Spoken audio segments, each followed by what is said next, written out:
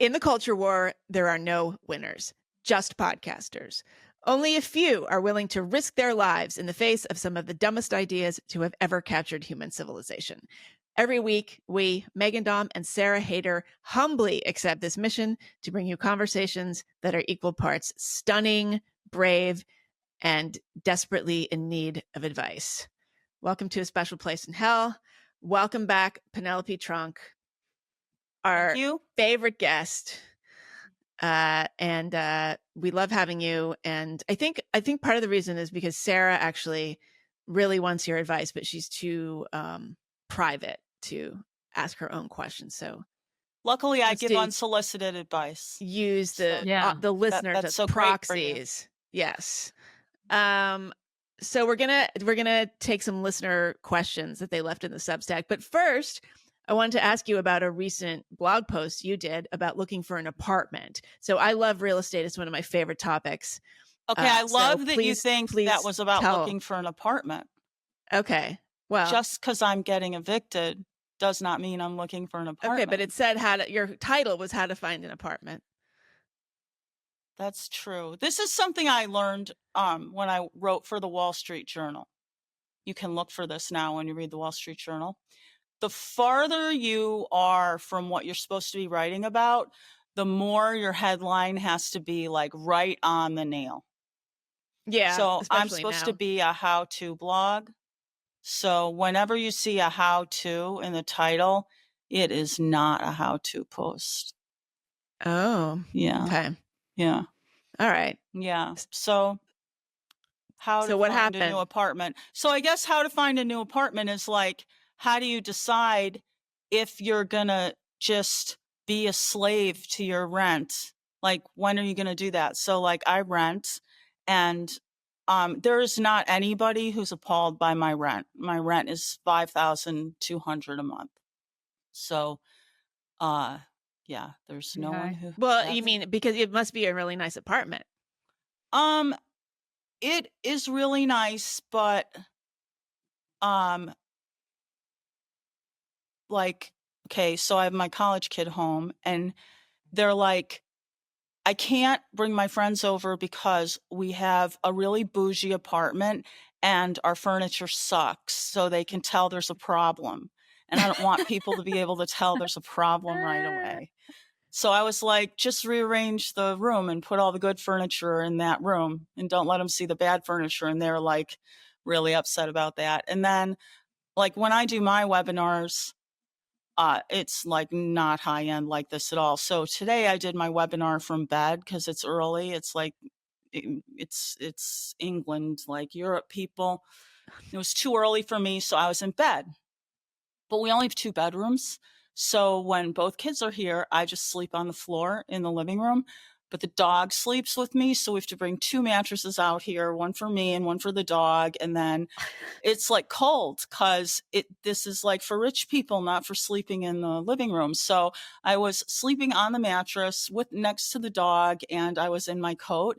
And people were like, you look homeless. Like, why you look homeless in your $5,000 apartment? You are so ridiculous. Like, get a life. Like, this is insane. And people are like, I saw them with their cameras. Like, everyone's taking pictures of me being homeless. And I mean, I didn't notice it till they said that. But so then the question is like, why? Why am I in this apartment? Like, how do you decide how to be in an apartment? It's really hard. And especially because I have a really weak sense of home. Like, I've fucked that up a lot with my kids. And so because we don't have a sense of home, it's like totally overwhelming to be able to live out anywhere. Like, my kids don't go to school. Like, well, they didn't. We homeschooled. I could work from anywhere.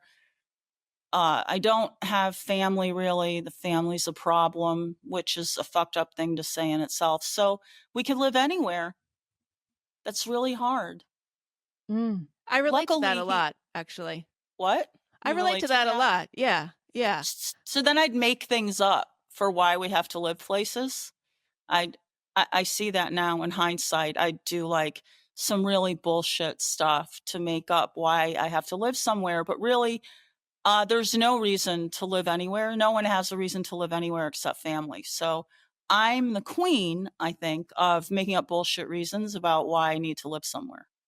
But I should have just been living near family. Living near family or living someplace more affordable? Because that's the thing. Family. Okay, because I get told all the time that I should live someplace more affordable, but the problem is that I don't have any connections in those places, and so I don't want to end up in the hospital alone. That's like my metric. Well, you should where live I should near live. family. I don't have any family. Yeah, but I don't have any family. Then we're back to getting married, right? I should get married in order to have a place to live. In order to have people to love you back. Yeah, but that's okay. Well, because that's the only thing that matters when you pick where to live. Nothing else matters. The rest is just bullshit. Yeah, but I mean, where I live, I have deep connections. It depends on how you define family, I guess. But I would be better off living here, even though it's expensive. Well, so it all comes back to that. Like, you should live by the people who love you most and love you. Right. And that it's very autistic to have non-reciprocal friendships. So if the person who's your most important person, if they don't think you're their most important person, that's not good. That's just autistic. How is that autistic? Just research. Like, how do autistic people define friendships versus how do non-autistic people define friendships? Maybe it's especially autistic, but I think regular people do this too. Regular people don't have repeated what did I use? What was that word I used? Uneven. I used the word for uneven. Oh, unreciprocal. Non-reciprocal. They don't have repeated non-reciprocal friendships. They might have one or two, but they realize how yucky it is, and then they get rid of them. But autistic people have it over and over again. We're like, whatever, that's fine. That friend is still good. It doesn't matter. We don't care. But is it because the friendships are based on shared interests and that sort of thing? Yeah. So there's all kinds of research about like, friendships based on shared interests are bullshit for adults. Like, they're fine in your 20s, but like, they need to advance to deeper, more important, lasting things as you get to be an adult. Like love and shared caring of something very important, things like that. Yeah, but what about people who have like tennis buddies? Family. I know, but wait. What about like the people who have tennis buddies are married? They're married.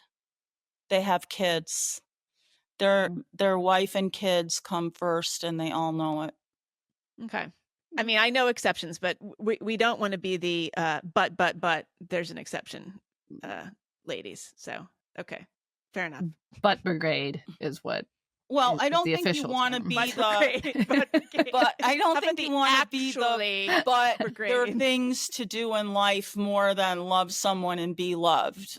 I don't think you want to be in that position because there's nothing to support that.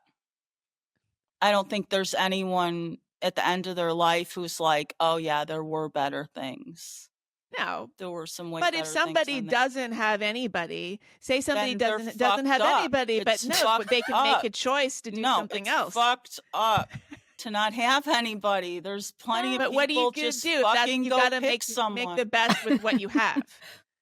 Yeah, if you're an 8, you get an 8. If you're a 4, you get a 4. Just go get your match and move along.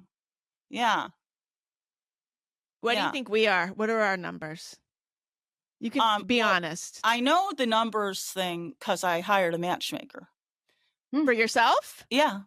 Yeah. Recently? No. No. It was an interesting experience. So it made me like really intolerant of everybody dating because they're hard asses, the matchmakers. So I did it in LA. That's where I learned. You get what you are. So she's like, you're an 8, you get an 8. Don't ask me for anything else. So you get 3 things, and any 3 things I picked, she came up with. It's hard to pick 3 things. So as soon as you see the guy, you know the mistake. Like, oh, Okay, wait. Say that was more about bad. this. What did you pick and who did she set you up with? Okay, so I said, smart, Jewish, great at what he does. Well, Did I get that? those are Did I the do same that? Oh thing. no, I maybe think that's one thing. that right. So that I say so. All right. So It's called Jewish. so I got smart. Oh, smart. No, I got smart, Jewish, and interesting. In LA, you know what Jewish. I got? I got a failed screenwriter. Okay, so that was like, Oh. but I could tell him a mile away. I still can imagine him sitting in the booth. Like I was like, what? You're a failed screenwriter. I'm not even sitting down. I was so upset. So then I said, tall, great at what he does, and interesting. And I got a Calvin Klein model. And he was not interesting. Like interesting for some people, but not interesting. He was not interesting. So then I had to define interesting. So I thought, it's probably not definable. Like great at what you do is definable. And he was great at what he did, just that like wasn't my thing. So then I went back to Jewish because I was like, Jewish people aren't Calvin Klein models. That doesn't happen. So I did. That's anti-Semitic. Come on, really? Well, there's I'm never Jewish, been a so there's whatever. never been a Jewish Maybe Calvin there's Klein been model that, in the but history of Calvin Klein reality models. is No, anti- no, 'cause Okay. we're not raised for that. We don't value it. It's beneath like, you. Yeah, I know. yeah, I got it. yeah. Okay, If sure. you have money, you're a VC, not a Calvin Klein model. So no, or doctor. No. We're going to Okay, be hearing from some Jewish Calvin Klein models, but okay, go ahead. Oh no, you will not. You will not. Okay, so I did tall, Jewish, great at what he does. And I got not a VC, but he owned a lot of restaurants. So we went to one of his restaurants, which like I don't know. I mean, I'm autistic, so maybe I think that's stupid, and it's not stupid, but I was like, if you go to a restaurant where the guy's the owner, everyone is looking at you and like, that is not something I would want ever. So I didn't like that. But he had so much money that I just pitched him a company, and then he funded my company. Oh, and then my ex-boyfriend came back because he needed a place to stay for a conference. And then we got back together. And then the matchmaker was so angry, just screaming at me. Her matchmaking worked because I went with someone that I already knew. Yeah, but it worked for you. I told her. You got funding for your she company. doesn't fucking care. She doesn't care. She so wants how long a match. did it go on? I sometimes but what? So would you recommend matchmakers overall? Because lately, people, younger people are asking me for advice. Okay, and I'm tempted to tell them to just get a matchmaker. $40,000 20 years ago. So yeah, if you're going to pay the equivalent of that now, you will get exactly what you want. How long did it go on for? What was the retainer? It went on for like probably a couple months, but only because I didn't have time. I mean, I was running a company. What do you get for $40,000 though? Anything you want. Every other day, you can be like, okay, here are my 3 things, and the guy shows up. But it's like your 3 things are wrong every time, so it's frustrating. Wow. What would your 3 things be, Sarah? I don't know. I'm gonna have to think about it. I would have said some of the things Penelope Jewish, said, but then it's like, like then I get then I don't get the Calvin Klein model. Yeah. Yeah, it's hard. It really makes you think about what you want. And it also really makes you think about how, like we actually had a list of 40 things. And like when the matchmaker is in the business and she's like, you get 3, don't even talk to me about it anymore. Then I'm like, well, if she says I get 3 and she's making all this money, I guess 3 is right. How did she find the men? I asked her that. They were not paying. She found one of them. I can't remember which one she found. She found in a museum, but it was like such shitty answers. Was he really I just old? couldn't even take it. I couldn't even Okay. ask. But it's her job to know everyone in LA. Like, that's her thing, right?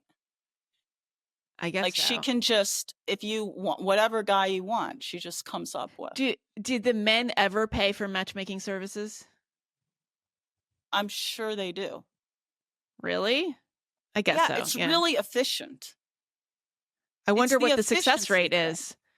Like, do we know? Are there numbers?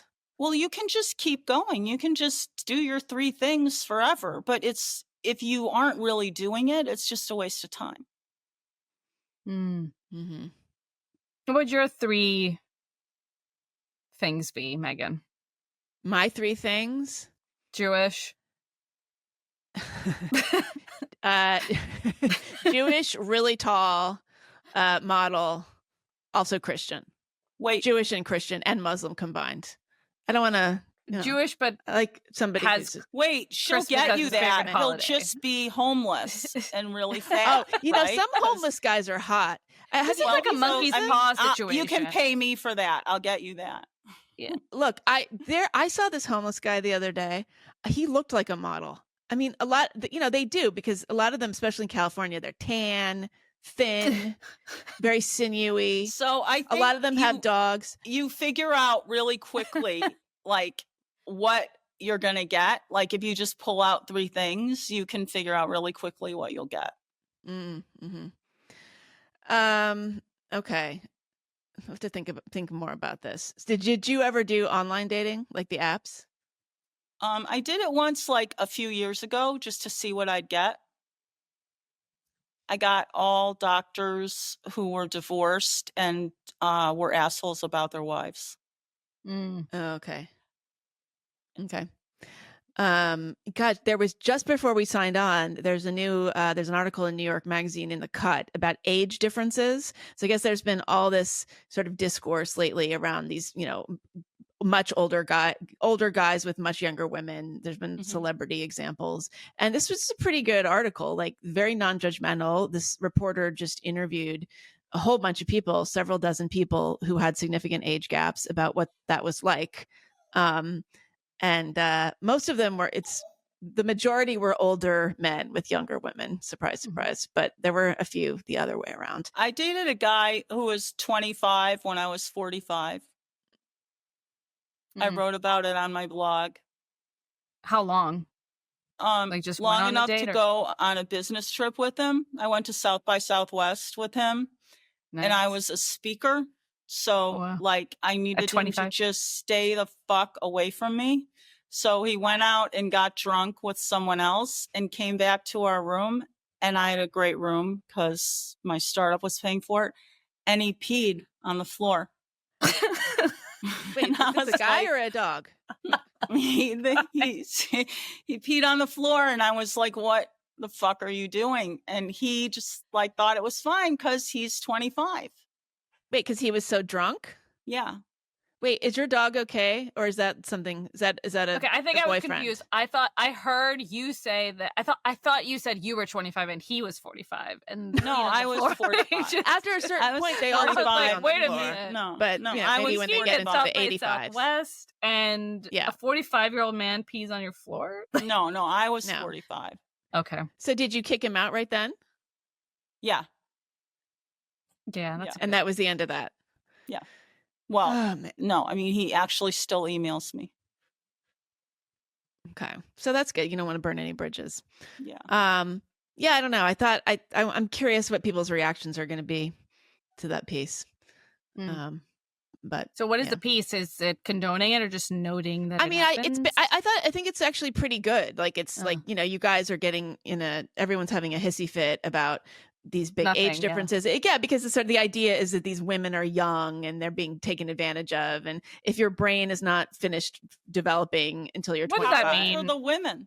I mean, it totally varies. I mean, they have like 19-year-olds with 39-year-olds, but then they have like 45-year-olds with 85-year-olds. What's the harm? Like, why are we even talking about it? Yeah, What's that's kind of what it is. I mean, that's sort of the point of the piece. It's mostly testimonials. Wait, so we don't think there's harm being done, and the piece doesn't think there's harm being done. So why are we talking about it? Because it's New York Magazine. We're talking about, because people have been talking about this lately, kind of in a sort of Me Too, kind of very consent oriented. But we don't think there's anything to it. So how could we talk about it? Well, have you ever worked in a magazine? Everything has to be talked about all the time. We can talk about all these questions that people asked, and there were so many of them. Yeah, let's get to our listener questions. We have to talk about something we care about.